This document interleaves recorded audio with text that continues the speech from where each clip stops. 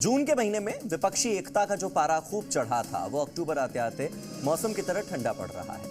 UP के जिन दो लड़कों ने बीजेपी के विजय रथ को डीरेल करने का दावा किया था, वो दोनों अब खुद ही सियासी नूरा कुश्ती में उलझते नजर आ रहे हैं। इस सियासी युद्ध की वजह है उत्तर प्रदेश विधानसभा की वो सीटें जहां पर उपचुनाव होने वाले हैं, मगर समाजवादी पार्टी कांग्रेस को 2 सीट से ज्यादा देने के लिए तैयार नहीं है। क्या बात बनेगी या बिगड़ेगी, देखिए।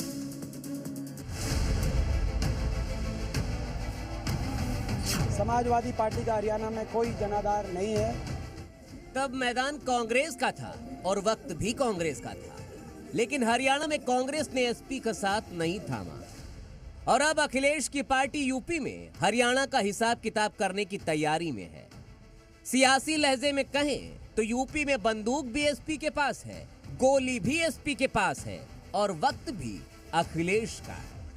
इस गठबंधन में सपा ने कांग्रेस को 2 सीटें देने का वादा किया है। सपा जो है 2 सीटें कांग्रेस को देने के लिए तैयार हो गई है, जिसमें गाजियाबाद और खैर की सीट है। हालांकि पहले जो कांग्रेस थी वो सपा से उपचुनावों में 5 सीटों को लेकर कह रही थी, लेकिन अब जो गठबंधन है उस पर जो बातचीत है वो लगभग तय हो चुकी है और सपा ने कांग्रेस को 2 सीटों देने के लिए तैयार है। कांग्रेस को मिलने जा रही गाजियाबाद खैर वो सीटें हैं जहां एसपी के जीतने की संभावना बेहद कम है और कांग्रेस भी कई दशकों से यहां कोई कमाल नहीं कर पाई है। गाजियाबाद में कांग्रेस 2002 में आखिरी बार जीती थी, वहीं एसपी की साइकिल 2004 में आखिरी बार यहां चली थी। खैर में एसपी और कांग्रेस दोनों बीते कई दशकों से गायब है। 2022 में कांग्रेस को इस सीट पर सिर्फ 1514 वोट मिले थे। हरियाणा में अखिलेश की साइकिल को सियासी सड़क न देने का खामियाजा अब कांग्रेस को यूपी में चुकाना पड़ रहा है। हालांकि कैमरे पर सुर फिलहाल सधे हुए हैं।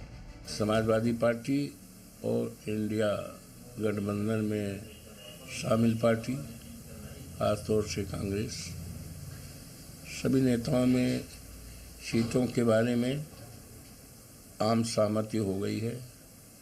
सीटों के बंटवारे में कहीं असमंजस नहीं होना चाहिए। पार्टी के स्तर पर बात चल रही होगी और पार्टी में जो लोग बात कर रहे हैं वही इस संदर्भ में अपनी प्रतिक्रिया देंगे। महज 10 दिन के भीतर ये कांग्रेस के लिए तीसरा झटका है।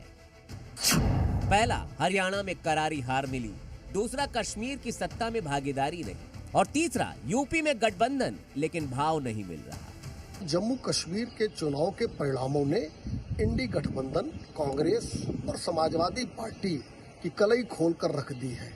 जो झूठ का गुब्बार राहुल गांधी ने फुलाया था लोकसभा के चुनाव में, उसमें पिन चुभ गई है। अब उत्तर प्रदेश के 9 विधानसभा के चुनाव में इंडी गठबंधन को ये समझ में नहीं आ रहा है कि कहां से कौन सा प्रत्याशी उतारे। कश्मीर के 2 लड़कों की तरह ही यूपी के 2 लड़कों का सियासी रिश्ता भी जरूरी कम मजबूरी ज्यादा लग रहा है। इस दरार को महाराष्ट्र से आई तस्वीरों से भी समझा जा सकता है। जिस महाराष्ट्र में इंडिया ब्लॉक की 3 बड़ी पार्टियां मौजूद हैं, वहां अखिलेश अपनी सियासी साइकिल दौड़ाते नजर आ रहे हैं। अखिलेश यादव आज महाराष्ट्र के मालेगांव और धुले में रैलियां कर रहे हैं। ये रैली ऐसे वक्त में हो रही है जब एसपी को एमवीए सीट शेयरिंग में कोई भाव नहीं दे रहा है। सर, मैं 12 सीटें मांग रहा हूँ, 12 सीटें मांग रहा हूँ और वो सीटें मांग रहा हूँ जहाँ पर मुझे वही सीटें चाहिए जहाँ पर मेरे जो पार्टियां महाविकास अघाड़ी में है, जिनका सीटिंग नहीं है, कई बार से सीटिंग नहीं है, वही सीटें मांग रहा हूँ।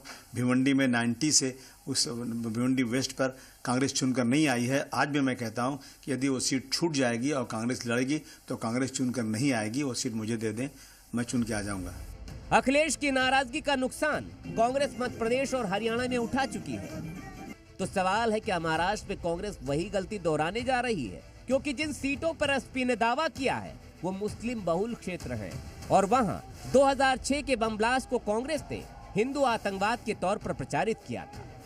मगर आज उसी मालेगांव में अखिलेश की जनसभा है। तो क्या माना जाए, अखिलेश कांग्रेस के बड़े वोट बैंक में सेंधमारी करने वाले हैं। एमपी और हरियाणा की पिक्चर महाराष्ट्र में भी रिलीज होने वाली है और क्या इसका असर यूपी उपचुनाव पर भी दिख सकता है? प्रीति श्रीवास्तव के साथ विशाल रघुवंशी, जी मीडिया।